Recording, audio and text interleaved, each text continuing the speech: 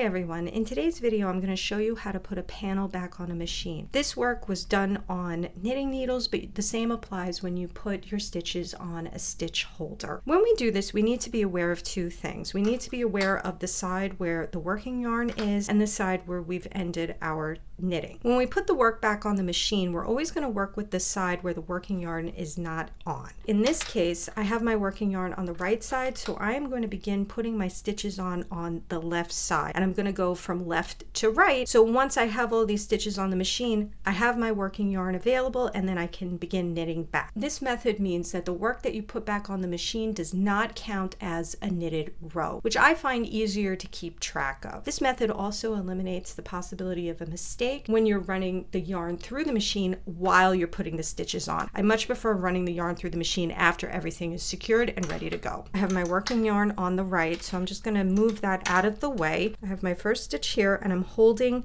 everything with my nail there. I use my nails, but you can use anything. You can just use your finger. I slide it in between those stitches, and all I do is hook that first stitch onto the pin right there. And all I do is slide it under the topmost part of the pin. Now I'm going to turn the handle until the next stitch pops up. And again, I'm going to hold these other stitches out of the way so that they don't fall off. I have to slide this down to the tip, and the next stitch I'm just going to kind of pull the stitch apart and slide it into the topmost part of that pin. Then slide everything back down a bit just so that you don't lose anything. We're going to advance the machine one more pin. Now we're going to go to the next stitch, and we're just going to slide everything down a bit. And again, make sure you hold your stitches so that you don't lose anything. And we're just going to pull this stitch off the machine. Now please be aware, I am not twisting this stitch at all. We are keeping it in the same articulation that it's on the needle right there. And I'm just going to slide that on the machine like that. Now I'm going to do the next one. I'm just sliding down, and the key to this is to do it slowly and deliberately. You never want to rush this step because that's when stitches fall off. And it's okay that these stitches look a little strange over here. They're not going to look like the typical way that you knit a stitch because we're not running any yarn through the machine. But you're going to see in a moment how easily the yarn is able to glide through when you put the stitches on like this.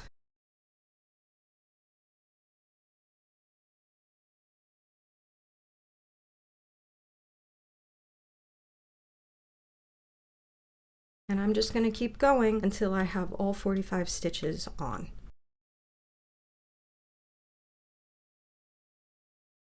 As you go along, you're going to see that it starts getting a little tighter. And so what I start to do is I move the pin a little past our yarn guide, and it makes it a little easier for a tighter tension to slide those stitches on because it's less high up.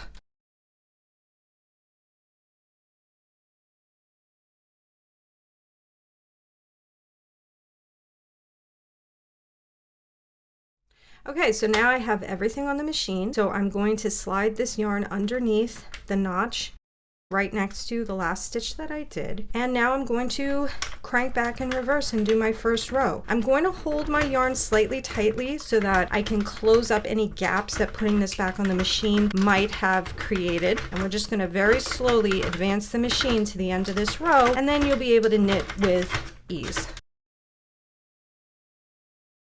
I've advanced the machine one row, and now I can go back and knit quite easily. So I've knitted a bunch of rows. Here's our rib, and here's where the knitting machine work started. And you can see it came together really neatly and really nicely. If you found this video helpful, please like and subscribe. Have a good day. Bye-bye.